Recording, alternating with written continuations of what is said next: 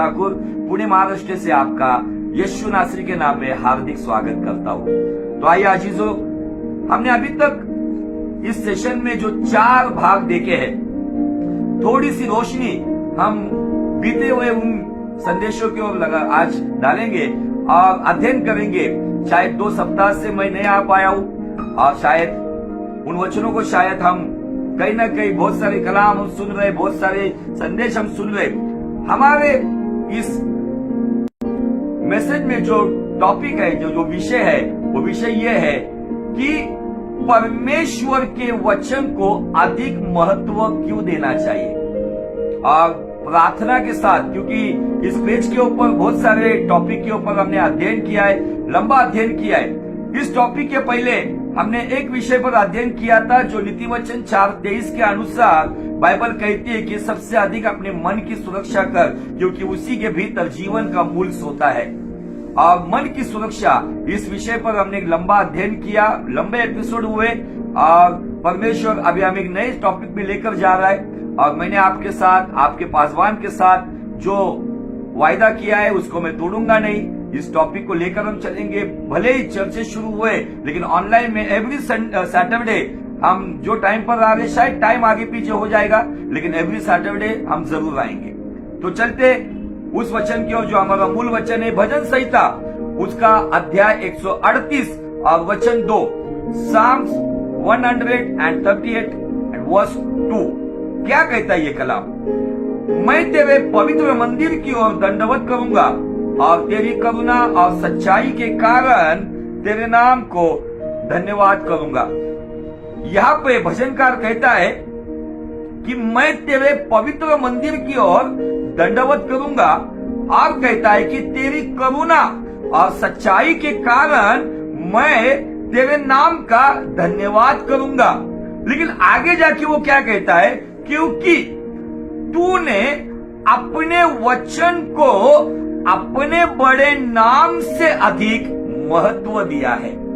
आमीन। यहाँ पे भजनकार एक प्रकाशन हमें दे रहा है। अब वो प्रकाशन क्या है पता है? वो प्रकाशन आज आपको समझ रहा होगा। जो परमेश्वर एल शदाई नाम से इब्राहिम को प्रकट हुआ, इसहाक को प्रकट हुआ, याकूब को प्रकट होगा, जो परमेश्वर एलरोई नाम से हाजिरा को प्रकट हुआ, जो परमेश्वर मूसा के सामने यहोवा के नाम से प्रकट हुआ, जो परमेश्वर गिदोन के सामने यहोवा शालोम नाम से प्रकट हुआ, जो परमेश्वर आने वाला इमानुएल नाम से आने वाला, जो आइजया को प्रकट हुआ, बाइबल कहती है कि ये परमेश्वर अपने बड़े नाम से अपने वचन को अधिक महत्व देता है। वचन को महत्व क्यों देना है? क्योंकि आइजया नबी, यशायाह नबी हमें कहता है कि फूल मुरझाएगा, घास जल जाएगी, लेकिन खुदावन का वचन कभी नहीं टलेगा। परमेश्वर का प्रिय पुत्र कहता है आकाश और पृथ्वी नष्ट होगी, लेकिन परमेश्वर का वचन अटल रहेगा। आमीन। आज आपके जीवन में आप किस बात को अधिक महत्व दे रहे हो? आपके बड़े ज्ञान को, आपकी बड़ी पहचान को, आपके वीआईपी कॉन्टेक्ट को, आपकी बड़ी कलीसिया को, आपको मिला हुआ बड़ा ज्ञान को, आपको मिले हुए वरदानों को, आपके बड़े अभिषेक को? यहाँ पे परमेश्वर क्या कहता है कि वो अपने बड़े नाम से उसके वचन को अधिक महत्व देता है। हमारे मराठी बाइबल में दिया है कि वो परमेश्वर अपने बड़े नाम से उसके वचन को अधिक महिमा देता है। हिंदी में दिया है महत्व देता है और मराठी में दिया है महिमा देता है। आज मुझे आपको एक बात बतानी है अजीजों, आपके जीवन में ये वचन इसलिए आया है, इस टॉपिक को लेकर मैं लगातार बहुत सारी जगह पर जा रहा हूँ और मैं इस वचन के बारे में बहुत सारे लोगों को आगाह कर रहा हूँ। क्योंकि आज हम जिस जमाने में चल रहे, या जिस आज का माहौल अगर हम देखेंगे, इस माहौल में अगर देखेंगे, वचन का महत्व चमत्कार को चला गया है, वचन का महत्व नॉन बिब्लिकल बातों को चला गया है, वचन से अधिक इन बातों को महत्व दिया गया है। जहाँ पर बड़ी भीड़ है, जहाँ पर चिन्ह चमत्कार है, वहां पे वचन का महत्व बहुत कम होते जा रहा है। जो वो अपने स्वार्थ के लिए जीवन जी रहा है। इस वचन का चुनाव करने के पीछे का मकसद यही है कि खुदावन चाहता है कि मेरे लोग अभी लौट कर आए और मेरे वचन को महत्व दे। मैं आपको बताना चाहता हूं, इस परमेश्वर के वचन को हमारी ओर लाने के लिए बहुत सारी कुर्बानियां हुई है। प्राचीन कलीसिया जो प्रेरितों के जमाने में, उस वक्त उन्होंने खुदा के कलाम को फैलाने के लिए अपने जानों की कुर्बानी दी है। इस पवित्र शास्त्र को सब जगह पर फैलाने के लिए, खुदा के कलाम को फैलाने के लिए अपने जानों की कुर्बानी दी है। उनको मार दिया गया, उनके सामने उनके बच्चों को कत्लेआम कर दिया गया है, लेकिन फिर भी उन्होंने खुदा के कलाम को बांटना बंद किया नहीं। आज प्रॉब्लम यह है, आज सारे विश्व में, स्पेशली भारत में, नॉर्थ और साउथ में अगर हम देखेंगे, वचन का महत्व कम होते जा रहा है।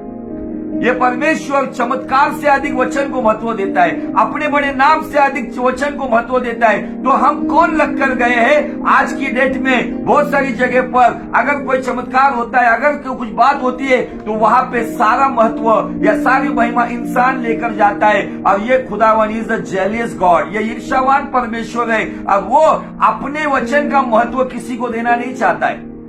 आज बहुत सारी जगह पर अपनी मनगढ़ंत बातों का गलत प्रचार किया जा रहा है, प्रॉस्पेरिटी टीचिंग्स आ रही है, सब जगह पे ऐसी कुछ बातों का फैलाव हो रहा है, जैसे ये इन्फेक्शन बीमारी का फैल रहा है, वैसे गलत गलत बातों की टीचिंग का इन्फेक्शन फैल रहा है। कुछ लोग कहते हैं कि मिराकल मनी। बहुत सारे बुद्धिजीवी लोग जो अपने आप को बहुत ही स्कॉलर और एजुकेटेड समझते, ये लोग भी इनमें फंसे हुए, जो कहते हैं कि हाँ मेरे अकाउंट में ये पैसा आया है। उनको समझ में नहीं आता है कि ये जो डिजिटल वर्ल्ड है, अभी जो सब एंड्रॉइड फोन है, इसके द्वारा, मोबाइल नंबर के द्वारा कोई भी किसी के अकाउंट में पैसा डाल सकता है। ये कोई चमत्कार नहीं है, ये बनी बनाई साजिश है, और दुष्ट आपको घेरे में ले रहा है। इस बात से आप अनजान मत रहो, आप वचन की रोशनी आपके जीवन में लेकर आओ। अगर वचन की रोशनी होगी तो कोई माई का लाल आपको भरमाएगा नहीं, क्योंकि खुद यीशु मसीह ने मत्ती के 24 अध्याय के 24 वचन में कहा है कि अंतिम समय में ऐसा होगा कि कुछ झूठे मसीह और झूठे भविष्यवक्ता खड़े होंगे, और उनके चिन्ह, चमत्कार और अद्भुत कामों के द्वारा चुने हुए भी लोग उनके पीछे भरमा लिए जाएंगे। चुने हुए लोगों को भी भरमा लिया जाएगा, और वहां पर वही भरमा लिए जाएंगे जिन्होंने अपने जीवन में चिन्ह, चमत्कार और प्रॉस्पेरिटी को वचन से अधिक महत्व दिया है। वही लोग उधर भरमा लिए जाएंगे। ये वचन हम इतनी दिल की गहराई से क्यों बता रहे हैं, इतने पूरे आवेश के साथ, इतने जोश के साथ इसलिए बता रहे कि परमेश्वर चाहता है कि उसकी कलीसिया वचन के साथ भरी हो। और हमने कलासियों की कलीसिया के बारे में जो बात कही थी, कलीसियन चैप्टर 3 वर्स 16 में ऐसा लिखा है, वहां पे लिखा है, मसीह का वचन तुम्हारे जीवन में बहुतायत से बसने दो। आज सवाल आपके सामने, आपके जीवन में मसीह का वचन बहुतायत से भरा है, या इसकी उसकी गवाही, या ये वो मिनिस्ट्री, या तेल पानी, या ये सब नॉन बिब्लिकल बातें जो आज फैल रही है, इन बातों का फैलाव आपके जीवन में है, या खुदा के कलाम की रोशनी आपके जीवन में है। हमने पिछले एपिसोड में, जो चौथा एपिसोड हुआ था, वहां पर हमने एक वचन के ऊपर बहुत ही समय हमने अध्ययन किया था। अब वो वचन था प्रेरितों का किताब, उसका अध्याय 19 और वचन 20। ये 19-20 ये शब्द आता है ना, तो दुनिया की तरीके में हेरा फेरी करने वालों के लिए ये अंक इस्तेमाल किया जाता है। लेकिन पवित्र शास्त्र क्या कहता है? पवित्र शास्त्र प्रेरितों की किताब, book of acts chapter 19 and verse 20, गौर से सुनो। इस प्रकार प्रभु का वचन बलपूर्वक फैलता और प्रबल होता गया। हालेलुया। इस प्रकार मतलब किस प्रकार? अगर इस 19 अध्याय को अगर हम देखेंगे, पौलुस जो परमेश्वर का दास जो इफिसुस के नगर में आता है, वहां पे अपुल्लोस नाम के व्यक्ति को वो करेक्ट करता है, एक राइट बैप्टिज्म में उसको लेकर जाता है। वहां से आगे जब वो जाता है, बड़े बड़े चिन्ह चमत्कार होते। इवन पौलुस के शरीर पर अगर इस 19 अध्याय का 12 वचन आप पढ़ोगे, वहां पे दिया है, लोग पौलुस के शरीर पे अपने रुमाल और अंगूछे को फिराकर लेकर जाते थे, और वो रुमाल और वो अंगूछे बीमारों के ऊपर और दुष्ट आत्माओं से जो ग्रस्त थे उन पर जब डाल देते थे, तो वहां पे हीलिंग, डिलीवरेंस, मिराकल सब कुछ होता था। लेकिन ये मिनिस्ट्री होने के बाद बाइबल कहती है, इस प्रकार प्रभु का वचन बलपूर्वक फैला। यहाँ पे पौलुस का नाम नहीं फैला, यहाँ पे पौलुस का अनॉइंटिंग के बारे में बात नहीं की जा रही थी। यहाँ पे पौलुस के नाम को महिमा नहीं दी गई। यहाँ पे परमेश्वर का वचन पौलुस के द्वारा वहां पे प्रचार किया गया। पौलुस ने ये नहीं कहा देखो मेरे शरीर पे से रुमाल और अंगूठे लेकर जा रहे लोग और हीलिंग मिरेकल हो गए, I am the anointed person. पौलुस ने अपने नाम की बढ़ाई नहीं की। पौलुस ने वहां पे अपने नाम को ऊंचा उठाया नहीं। वहां पे परमेश्वर का वचन बलपूर्वक इसलिए फैलता गया क्योंकि ये चिन्ह चमत्कारों से अधिक पौलुस यहोवा का वचन प्रचार करता था। इसीलिए बाइबल प्रेरितों की किताब 19:20 में कहता है इस प्रकार से परमेश्वर का वचन बलपूर्वक फैलता गया। आज सवाल यह है, हमारे आसपास जो मिनिस्ट्रियां बढ़ रही है, बड़े बड़े पंडाल में लोग बड़ी तादाद में जा रहे हैं, वहां पे परमेश्वर का वचन बलपूर्वक फैल रहा है या वो प्रचार करने वाले प्रचारक का नाम और उसके प्रोडक्ट फैल रहे हैं? आज प्रचारक का नाम फैल रहा है, उसके अनॉइंटेड पानी की बोतल का नाम फैल रहा है, उसके अनॉइंटेड ऑयल की बोतल का नाम फैल रहा है, उनके अनॉइंटेड साबुन, उनके अनॉइंटेड रुमाल, उनके अनॉइंटेड अभी पिलो आ गए, कहीं पर घड़ी आ गई है, रुमाल आ गए, कंघी आ गई है। पास्टर जी ने स्पेशल प्रार्थना करके दी हुई अनॉइंटेड चीज। ये पौलुस जिसने दुनिया को उल्टा पुल्टा करने का सामर्थ्य रखा था, ये पौलुस परमेश्वर के अनुग्रह से मुर्दों को जिलाता था, लेकिन इतने बड़े चिन्ह चमत्कार होने के बावजूद बाइबल कहती जहां पर इफिसियुस में पौलुस सेवा कर रहा था वहां पे पौलुस का नाम बड़े सामर्थ्य से नहीं फैला, तो वहां पे खुदा का वचन बड़े सामर्थ्य से फैला। और आपका और मेरा ये पहला कर्तव्य है कि हमारे जीवन से, हमारी सेवकाई से हमारा नाम नहीं तो ये खुदावन जो भजन संहिता 138:2 में कहता है कि उसने अपने बड़े नाम से अधिक उसके वचन को अधिक महत्व दिया है, तो हमें भी यही मिनिस्ट्री दी गई है, हमारे बड़े नाम से अधिक परमेश्वर के वचन को ही महत्व मिलना चाहिए। आमीन, हालेलुया। बहुत से बार किसी को कुछ वरदान मिल जाते हैं, कुछ चिन्ह चमत्कार होते, वहां पर वो व्यक्ति भूल जाता है कि ये परमेश्वर अपने बड़े नाम से उसके वचन की महिमा करता है। लेकिन बहुत सारे लोग उस हवा में चले जाते हैं, अहंकार और घमंड में डूब जाते हैं और जो प्रॉपर मिनिस्ट्री है वहां से भटक जाते हैं। और खुदावन चाहता है कि मेरे बच्चे लौट आओ, एक सही सेवकाई में चलो, एक सही मार्ग में चलो, क्योंकि मैं चाहता हूं कि आप वचन से भरे हो। जो कलिसियंस की कलिसिया को जो 3 अध्याय वचन 16 में पौलुस क्यों कहता है कि मसीह के वचन आपके जीवन में बहुतायत से बसे, लेकिन आज के प्रचारक क्या कहते हैं? सभी प्रकार की धन दौलत आपके जीवन में बनी रहे। आज के लोग आज प्रॉफिट्स के पास जा रहे, पैसा दे के कहते हैं कि हमारे लिए प्रोफेसाई, हमारे लिए भविष्यवाणियां कीजिए, हमारे लिए कुछ बोलिए। आज लोगों को वचन सुनने से अधिक ये नॉन बिब्लिकल बातें जो कानों को मीठी लगती है, ये बातें सुनने में आज बड़ी भीड़ जा रही है। लेकिन जहां पर वचन का सही प्रचार किया जाता है वहां पे कम भीड़ हमें दिखती है। परमेश्वर के महान दास चार्ल्स स्पर्जन का एक स्टेटमेंट मैं आपको बताना चाहता हूं। वो कहते हैं कि उस कलीसिया में मत जाओ जो आपके घर के पास है, उस कलीसिया में जाओ जो बाइबल के पास है। आज बहुत सारे लोग भावनिक दृष्टिकोण में, भावुकता में बहते हुए आज वो कहीं ना कहीं भटक रहे, और खुदावन चाहता है कि मेरे लोग जो अज्ञानता की वजह से, होशे 4:6 में बाइबल कहता है अज्ञानता के वजह से वो बंदी गृह में पड़े हुए, अब उस अज्ञानता से बाहर लाने के लिए बाइबल कहता है यूहन्ना 8:32 में सत्य को आप जानोगे और सत्य आपको स्वतंत्र करेगा। और सत्य क्या है? सत्य खुदा का कलाम है, सत्य खुद यीशु मसीह है। आज मैं कुछ बातें आपको बताना चाहता हूं जो हम बहुत से बार क्लेम करते हैं, सत्य को आप जानोगे और सत्य आपको स्वतंत्र करेगा, लेकिन यूहन्ना 8:31 कोई नहीं ध्यान से पढ़ता है।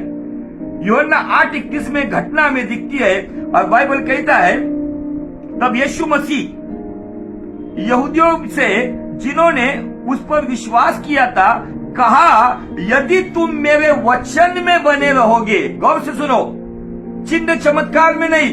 अगर उसके पहले आप देखोगे यीशु ने बड़े बड़े चिन्ह चमत्कार किए, रोटी खिलाई वहां पे हजारों लोगों को, बड़े बड़ी बातें वहां पे हमें दिखती है। वो 38 साल का बीमार व्यक्ति चंगा हुआ है, लेकिन यीशु मसीह यहाँ पे एक बहुत बेहतरीन बात कहता है, उन यहूदियों को कहता है जो कट्टरपंथी थे, जिन्होंने यीशु पे विश्वास किया, यीशु पे ईमान लाया, उन्हें वो कहता है यदि तुम मेरे वचन में बने रहोगे तो सचमुच मेरे चेले ठहरोगे। आज लोग मसीह धर्म में बने रहते, आज लोग किसी डिनोमिनेशन में बने रहते हैं, आज किसी चर्च में बने रहते, किसी व्यक्ति के प्रभाव में बने रहते। लेकिन मेरा सवाल है डायरेक्टली, आप में से कितने लोग हैं जो अपने जीवन में हालात अच्छी हो या बुरी हो, बीमारी हो या चंगाई हो, गरीबी हो या अमीरी हो, अपमान हो या सम्मान हो, इन सब हालात में कितने लोग हैं जो वचन में बने हैं?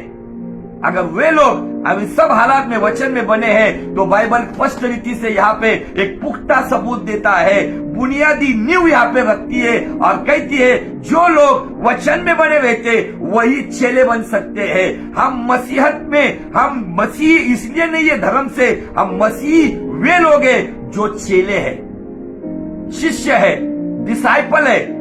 मसीहत कोई धर्म नहीं है, ये लोगों ने उसको धर्म बनाया है, लोगों ने उसको रिलीजन बनाया है। लेकिन प्रैक्टिकल मसीहा जो हमारे लिए मारा गया, जो हमारे लिए जिलाया गया, जो शिक्षा उसने हमें दी है, जो मसीहा के पीछे चलते हैं, जो उसकी इच्छा के अनुसार जीवन जीते, शुद्ध और पवित्रता की चाल चलते हैं, उसके वचन के पीछे चलते, फिर नुकसान हो या फायदा हो, कोई अपमान करे या सम्मान करे, जो इस कदर उसके पीछे चलते वही चेला कहलाने का हकदार होते हैं। हालेलुया। देखो आगे क्या हुआ, बाइबल कहता है फिर आगे, तुम सत्य को जानोगे और सत्य तुम्हें स्वतंत्र करेगा। यीशु मसीह यहूदियों के साथ ये वार्तालाप कर रहा है और आगे ऐसा हुआ, उन्होंने उसको उत्तर दिया, हम तो अब्राहम के वंश से है और कभी किसी के दास नहीं हुए, फिर तू कैसे कहता है कि तुम स्वतंत्र हो जाओगे? बहुत सारे लोगों को ये घमंड है कि मैं मसीहत में चल रहा हूँ, मैं एक मसीही हूँ, मैं फलाने चर्च का मेंबर हूँ, मैं एक अनॉइंटेड पास्टर के चर्च का मेंबर हूँ, या मैं पुराना मसीह हूँ, या मैं 7 पीढ़ियों से मसीह हूँ। ये बात का घमंड में लोग जीवे और सेम सवाल यहाँ पे यीशु मसीह के सामने आया।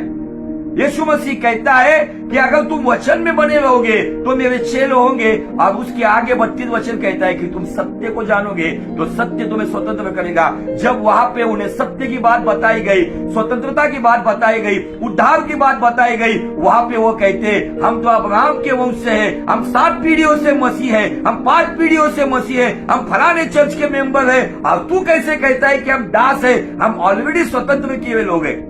तब यीशु मसीह वहां पे एक ऐसी बात बताता है, मैं इस वचन के जब पास आता हूं ना तो यहाँ पे एक ऐसी जमीन है जो वचन को जगह नहीं देती है। हमने देखा है कि बहुत सारी जमीन के बारे में यीशु मसीह ने जो हमें एक एग्जाम्पल दिया है, बीज बोने वाले का जो एग्जाम्पल दिया है, एक जमीन जो रस्ती के समान है, दूसरी जमीन जो जहाँ पे दिया गया है कि वहाँ पे चट्टान है, तीसरी जमीन जो कांटों की है और चौथी जमीन अच्छी है। लेकिन एक 5वीं जमीन में आपको बताना चाहता हूँ, ये खतरनाक जमीन है, जिनके अंदर मसीह होने का घमंड है, जिनके अंदर पीढ़ियों से मसीह होने का घमंड है, जिनके अंदर बाइबल से अधिक दूसरी बातों की अलग बातें भरी हुई है।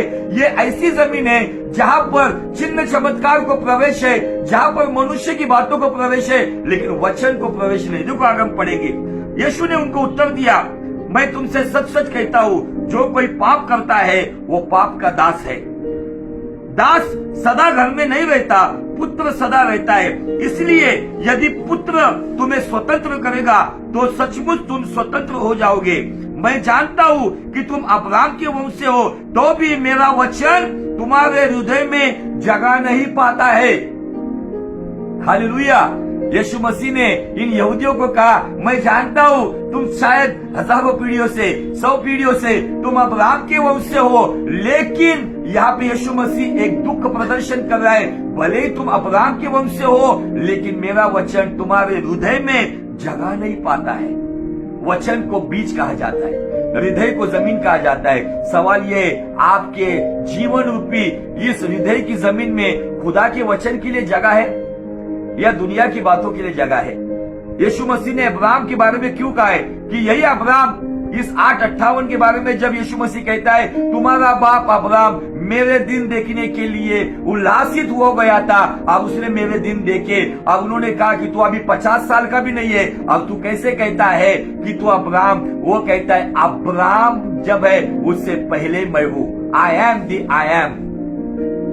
ये परमेश्वर है हमारा। आज हमें सवाल कर रहा है, जो भजन संहिता 138:2 में कहता है मेरे बड़े नाम से, मेरे वचन को मैंने अधिक महत्व दिया है। और यहूदियों को कहता है तुम नामधारी जीवन जीने वाले हैं, तुम अब्राहम के वंश से कहलाते हैं, लेकिन आप ये होने के बावजूद आपके हृदय में मेरे वचन के लिए जगह नहीं है। शायद उस कैटेगरी में हम तो नहीं है। हम वचन सुनने वाले, क्या वचन को जगह देने वाले हैं क्या? हम बड़े बड़े वचन सुनते होंगे, बड़े बड़े प्रचारकों के वचन सुनते होंगे। अभी ये सब डिजिटल वर्ल्ड में यूट्यूब पे हम 101 परमेश्वर के प्रचारक को सुन सकते हैं, लेकिन सवाल ये कि आपकी हृदय की जमीन पर परमेश्वर की वचन को जगह है या नहीं? जो जमीन उस बीज को सोख लेती है, वो बीज अंदर जाके मर जाता है, तब जाकर फसल आती है।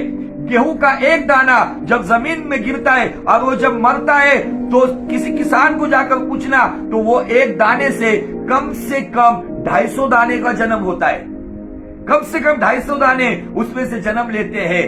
आज आपको और मुझे देखना होगा, क्या मेरे बुद्धि में वचन को जगह है? आज बहुत सारे बुद्धिमान मसीह है, सयाने मसीह है, लेकिन आत्मिक मसीह बहुत कम है। आत्मिक मसीह वही है जिनके मन में खुदा का वचन बसा है। हालेलुया।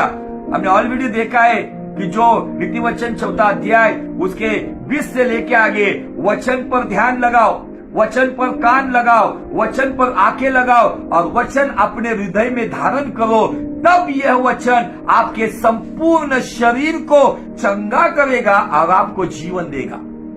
हालेलुया। आज कितने वचनों को हम जानते हैं। बहुत सारे लोगों की गाड़ियां कुछ सिस्टमैटिक वचनों पर भी बनी हुई है। वो केवल ब्लेसेड वचन को ही क्लेम करते हैं, उनको केवल वही बातें बताई जाती है। लेकिन अगर वचन का आईना जब मुझे दिखाया जाता है, मेरा पाप उस आईने में दिखता है, तो ये मेरा फर्ज है कि पश्चाताप करते हुए अपने गुनाहों से मुंह फिराकर, मन फिराकर एक अच्छी चाल यीशु के पीछे चलना शुरू करनी चाहिए। हालेलुया। यहाँ पे यीशु मसीह कहता है, आप भले ही अब्राहम के वंश के हो, लेकिन मेरे वचन के लिए तुम्हारे हृदय में जगह नहीं है। क्या आज उन यहूदियों में हम तो नहीं? वचन बहुत सुनते हम, लेकिन वचन को जगह नहीं। इसका मतलब वचन के अनुसार कितने हैं अभी तक जो है जिन्होंने अपनों को क्षमा नहीं किए? वचन कहता है अपने शत्रु को क्षमा कर, लेकिन क्या मैंने क्षमा किए? वचन कहता है वो कड़वाहट को छोड़ दे। अगर आप याकूब की पत्री उसका 5वां अध्याय वचन 16 में कहा गया है, अपने अपने गुनाहों को एक दूसरे के सामने कबूल करो, एक दूसरे के लिए दुआ करो, और आगे दिया है धर्मी जन की प्रार्थना से बहुत कुछ हो सकता है। आज हमारी प्रार्थना का प्रभाव कुछ नहीं हो रहा है। क्यों हमें आंसर्स नहीं मिल रहे? क्यों हमारे जीवन में काम नहीं हो रहा है? इसके पीछे एक ही कारण है, हमने दुनिया भर के कचरे को इतना महत्व दिया है, लेकिन खुदा के वचन को, कुछ लोग वचन सुनते वक्त उनको बोरिंग होता है।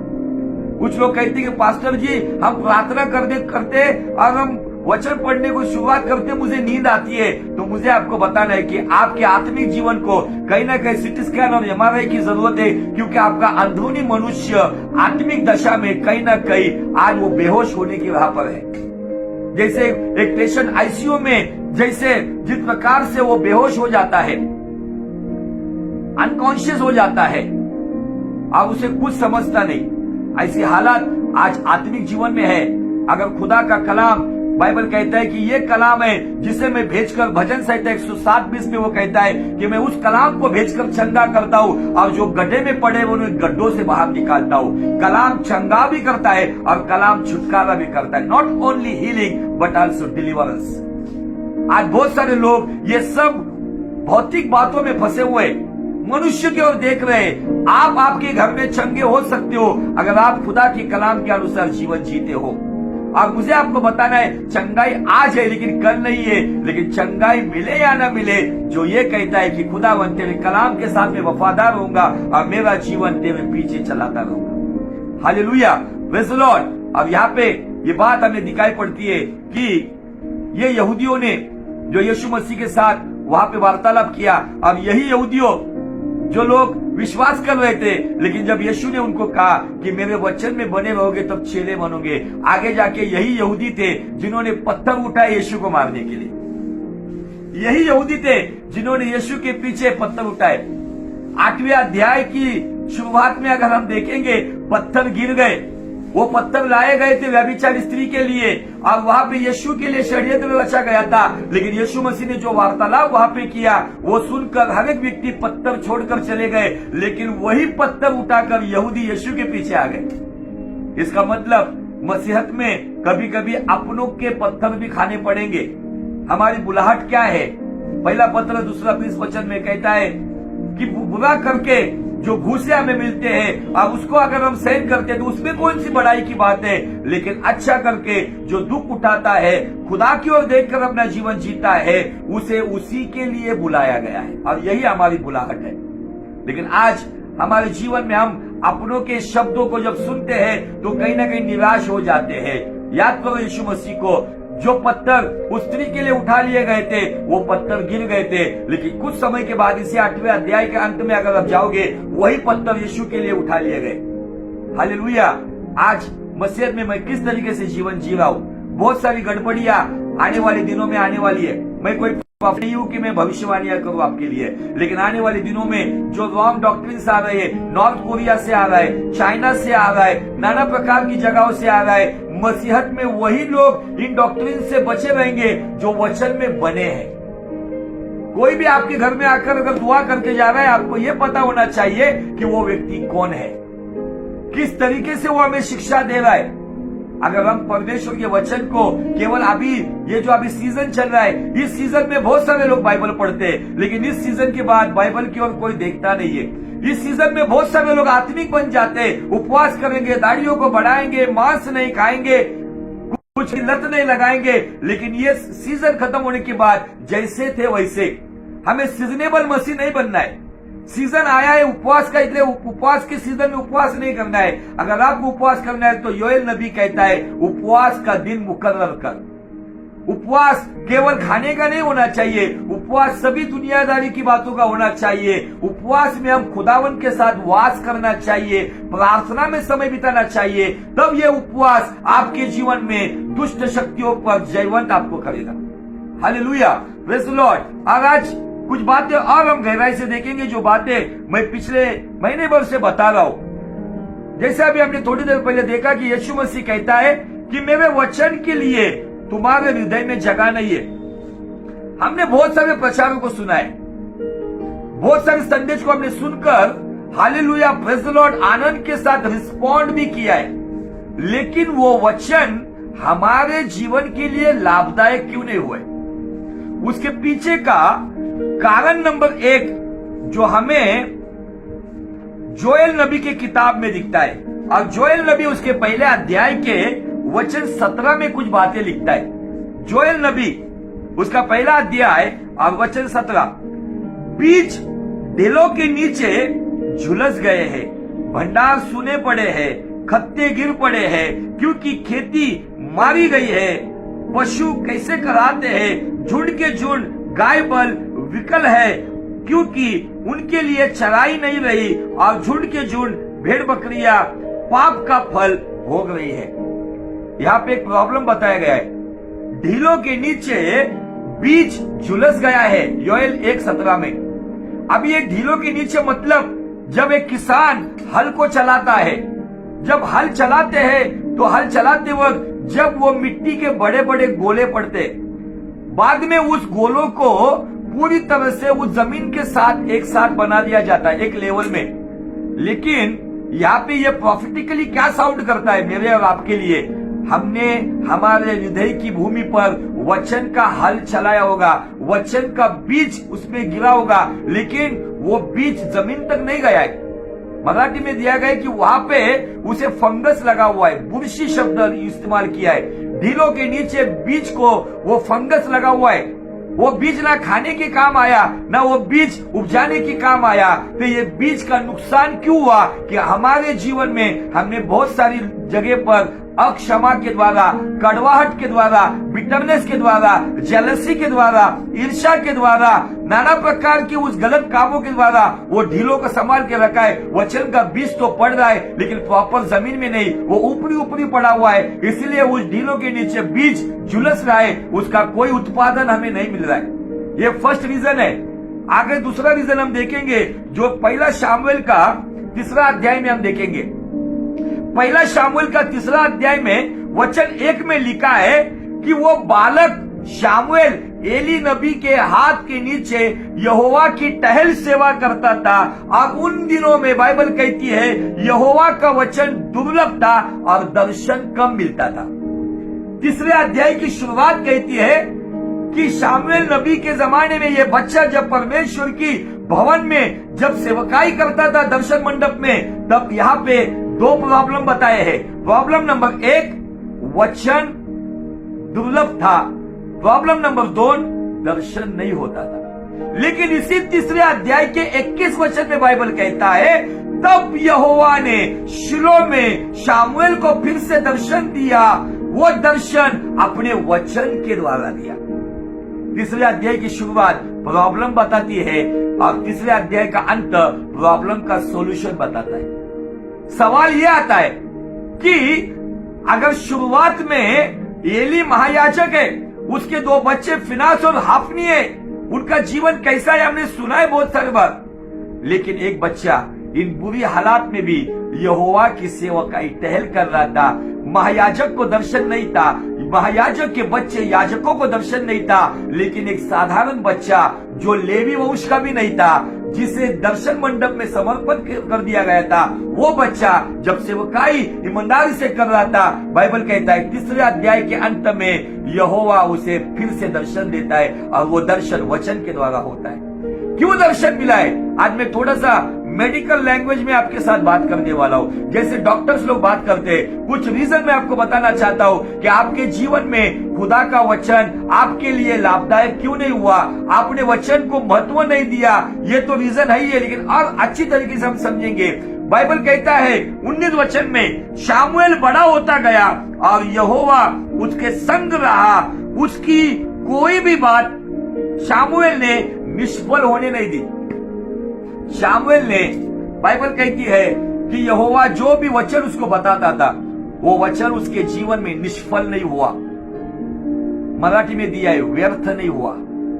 सवाल ये, आपने कितने संदेश सुने, आपने कितने प्रचार सुने, आपने कितने वचनों को सुना है? सवाल ये कि आपके जीवन में वो वचन निष्फल हुआ है या व्यर्थ हुआ है? आपके जीवन में निष्फल हुआ है या फलवंत हुआ है? बीज का काम है, जब जमीन में गिरता है तो वो मरता है और फसल लाता है, लेकिन आपके और मेरे जीवन में अगर ये वचन फलवंत नहीं हुआ है ना, तो उसके लिए जिम्मेदार आप और मैं है। जिम्मेदारी हमें उठानी होगी। वो जब कोई बच्चा माँ की कोख में तीसरे महीने में या चौथे महीने में जब वो बच्चा मिसकैरेज होता है, गर्भपात होता है, मैं वो बात आपको बताना चाहता हूँ। पिता का बीज उस स्त्री के गर्भ में जाता है और जब वो बच्चे की शुरुआत होती है, जब पहले महीने से, कुछ लोग, कुछ स्त्रियां उस गर्भधारण की अवस्था में जो कॉन्शियस नहीं होती है, उन सब बातों के बारे में वो खबरदारी नहीं रखती है। उन्होंने खबरदारी ना रखने की वजह से जब वो बच्चा गिर जाता है, तब उसे मेडिकल लैंग्वेज में मिसकैरेज कहा जाता है। लेकिन कुछ लोग ऐसे हैं जो बच्चा नहीं चाहते हैं, जो गर्भपात सेंटर में जाकर अपने बच्चों को अबॉर्ट करते हैं, जिसे अबॉर्शन कहा जाता है। अभी सवाल यह है, परमेश्वर का वचन आपके जीवन में आया है, आपने उस वचन को महत्व नहीं दिया, इसीलिए शायद वो मिसकैरेज हुआ है, इसलिए आशीष बीच में से निकल गई। शुरुआत के दिनों में बहुत अच्छा चलता है, बीच में से समस्याएं आती है। क्यों? क्योंकि हम बीच में से खुदा की राह से दुनिया की राह में भटक जाते हैं, और जो आशीष का बीज वो गर्भ हमारे अंदर पनपता है, आत्मा में हमारे, वो बीच में से इसलिए गिर जाता है ताकि हमने उसे महत्व नहीं दिया। और कुछ लोग ये होते हैं जो अपनी मनमानी के लिए, अपने हक के लिए, अपने घमंड के लिए अपने हाथ से उसका अबॉर्शन कर लेते हैं। यही 2 कारण है। तो क्या करना है फिर आज से हमें? यूहन्ना का 15:7 बाइबल कहता है, यीशु मसीह वहां पे चेलों को कहता है, तुम मुझ में और मेरा वचन अगर तुम में बना रहेगा तो जो कुछ तुम पिता के पास मांगोगे वो तुम पाओगे। किसी की गवाही, चिन्ह चमत्कार, तेल पानी, नमक आटा, ये नॉन बिब्लिकल बातें, भविष्यवाणियां, कान को अच्छी लगने वाली बातें, ये बातें आपका जीवन बदल नहीं सकती। आपका जीवन खुदा का कलाम बदल सकता है। किसी का कोई भी प्रचार बकवास नहीं होता है।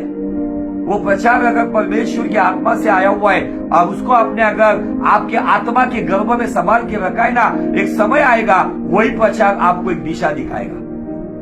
परमेश्वर का हर एक कलाम उसमें आमेन लिखा हुआ है, ऐसे पौलुस करिन्थियों की कलीसिया को कहता है। हर एक कलाम में आमीन लिखा हुआ है। जो वचन मेरे जीवन में आता है मैं उसको लेता हूं, एक समय आएगा वही कलाम मुझे आशीष देकर आमीन कहता है। आज इंसान कलाम से दूर चला गया है। होशे नबी उसके 8वें अध्याय में कहता है, आमोस नबी, अंतिम दिनों में ऐसा अकाल गिरने वाला है। वो अकाल किस चीज का है पता है? वो अकाल ना रोटी का है, ना पानी का है, ना कपड़े का है, ना किसी बात का है, तो अकाल वचन सुनने का है। ये वचन मैं स्पेशली इंग्लिश में पढ़ना चाहूंगा, क्योंकि मराठी में और हिंदी भाषांतर में ये वचन थोड़ा सा अलग रीति से समझ में नहीं आता है, लेकिन इंग्लिश में बहुत अच्छी तरह से दिया है। आमोस नबी का किताब, book of Amos, chapter 8 and verse 11. Behold, the days are coming, declares the Lord God, when I will send a famine on the land, not a famine of bread, रोटी का अकाल नहीं, not the thirst of water, पानी का अकाल नहीं, but of hearing the word of the Lord, परमेश्वर का कलाम सुनने का अकाल आएगा। और अभी हम जिस समय में चल रहे हैं ना, सेम वही अकाल गिरा हुआ है। लोग भविष्यवाणी सुनने के लिए भीड़ लगा रहे, चिन्ह चमत्कार के लिए भीड़ लगा रहे, लेकिन एक बहुत ही कम भीड़ है जो वचन सुनने के लिए जा रही है। और कलीसियाओं में भी अभी वचन को छोड़कर एंटरटेनमेंट आ गया है, मनोरंजन बातें आ रही है। जो प्रचार मेरे जीवन में अगर झुकता नहीं है, अगर मेरे जीवन में अगर मुझे तकलीफ नहीं देता है, मेरे पापों के बारे में एहसास नहीं दिलाता है, मुझे आपको बताना है वो प्रचार केवल और केवल मनोरंजन है। यिर्मयाह नबी 15 अध्याय वचन 17 में कहता है, मैं मनोरंजन करने वालों की कलीसिया में कभी बैठा नहीं हूं। आज आपको देखना है कि क्या जो बातें तीमुथियुस को पौलुस कहता है, अंतिम समय में ऐसे लोग होंगे, लोग सत्य से कान फेर लेंगे और अपनी कानों की खुजली मिटाने के लिए उपदेशकों को इकट्ठा करेंगे। आज यही सब चल रहा है। यह अकाल शुरू हो गया अजीजों। इस अकाल में वही सर्वाइव कर पाएगा जिसके पास खुदावन के साथ व्यक्तिगत संगति है, जो खुदा के कलाम को ग्रहण करता है, जो कलाम को अपने जीवन में अपने बड़े नाम से, बड़ी शान से अधिक महत्व देता है। वही व्यक्ति इस अकाल में बना रहेगा, अन्यथा उसका क्या होगा हम बोल नहीं सकते। बहुत सारे लोग केवल प्रोफेसीज वाले ऑनलाइन सेशन में जाते हैं, हीलिंग वाले ऑनलाइन सेशन में जाते हैं, उनको प्रचार सुनने के लिए बहुत ही अटपटा लगता है, बोरिंग लगता है। इसका मतलब उनका आत्मिक जीवन कहीं ना कहीं कोमा में चला गया है। आज हमें देखना होगा, क्योंकि बाइबल कहता है यूहन्ना की शुरुआत में ही आदि में वचन था, वचन परमेश्वर के संग था, सब कुछ वचन के द्वारा था, वचन परमेश्वर था, और वही वचन बाइबल कहता है देहधारी हुआ, जो हमारा यीशु मसीह है। आज क्या मेरे पास वो वचन है जो मेरे जीवन को बदल सकता है? यह वचन आपके जीवन में भी देहधारी होगा। कब होगा? जब आपकी आत्मा की गर्भ में उस वचन को आप एक्सेप्ट करके उसका ख्याल रखोगे, उसकी सुधि रखोगे, आपके जीवन में वचन के साथ साथ यीशु भी बढ़ता रहेगा। लेकिन बहुत सारे लोगों के जीवन में नॉन बिब्लिकल बातों का बहुत ही बड़ी मार लगी हुई है, लेकिन वचन जानते नहीं है। आराधना करने के लिए गिटार उठा के चले जाते हैं, लेकिन उन्हें वचन पता नहीं। उठाकर प्रचार करते, ऑनलाइन में किसी का भी एक वचन कॉपी करके प्रचार करना बहुत इजी है, प्रचार करना इजी है, लेकिन प्रचार के अनुसार जीना ये बहुत महत्वपूर्ण बात है। Hallelujah, praise the Lord. खुदावन करे मेरा समय खत्म हुआ है। इस वचन के द्वारा आपको बहुत बहुत आशीष करे। इस वचन के द्वारा अगर आपको सच में प्रभु ने छुआ है, और अगर आप चाहते हो कि परमेश्वर के राज्य में ये संदेश फैले, तो किसी के ऊपर कोई भी जबरदस्ती नहीं है। अगर खुदावन आपको अगुवाई करता है तो इस वचन को आप ज्यादा से ज्यादा लोगों तक शेयर कर सकते हो। आइए हम दुआ में चलते हैं। प्यारे खुदावन यीशु नासरी के नाम में